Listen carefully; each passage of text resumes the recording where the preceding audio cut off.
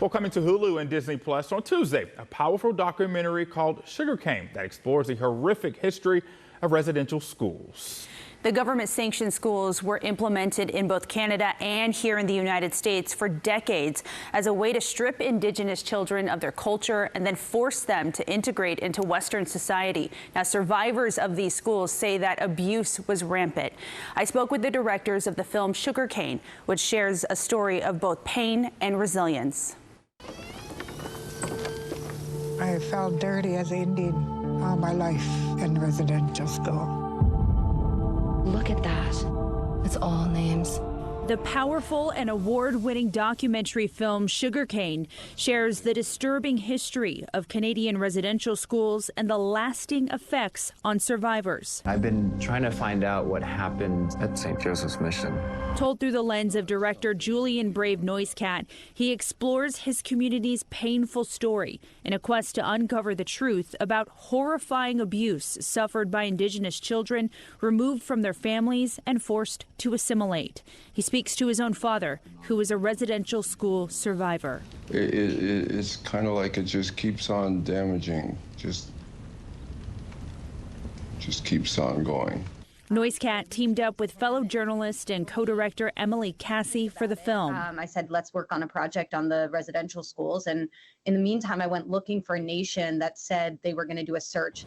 Do you remember any children not making it home? Cassie identified Williams Lake First Nation in British Columbia, which was in the beginning stages of searching for human remains near St. Joseph's Mission.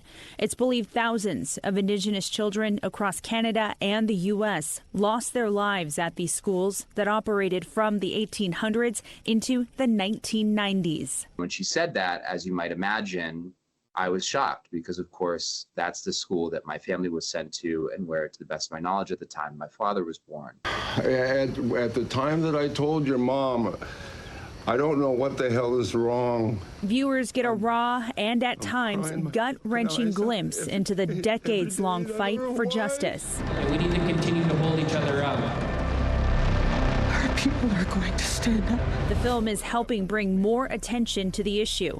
After 150 years. In October, President Joe Biden formally apologized for the treatment at U.S. boarding schools. But the federal government has never formally apologized for what happened until today. I formally apologize.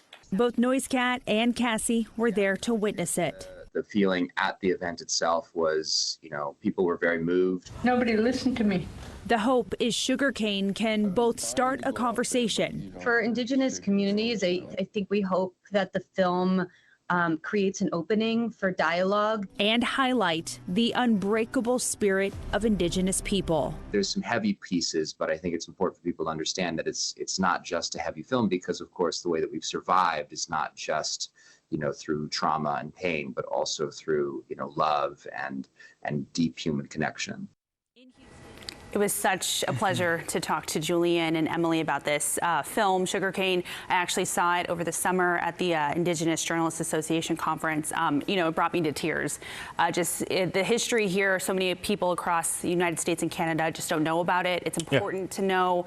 So I really hope that people will watch the film. Oh, no, I definitely have to watch it. I was going to bring up the residential schools. I mean, that was my first time truly understanding what they were. Right. And just how awful. Exactly. Yeah. And I think it's an important part for, again, Americans and Canadians to understand that history and understand how that's affected Indigenous people here in 2024. So definitely check out the film. And by the way, it was just nominated for Best Documentary by the National Board of Review and also nominated for the Truer Than Fiction Award and the 2025 Film Independent Spirit Awards. And Sugarcane, of course, will premiere on National Geographic tomorrow night at 9/8 Central and will stream the next day on Disney Plus and Hulu. And as a reminder, National Geographic has the same parent company as ABC 13.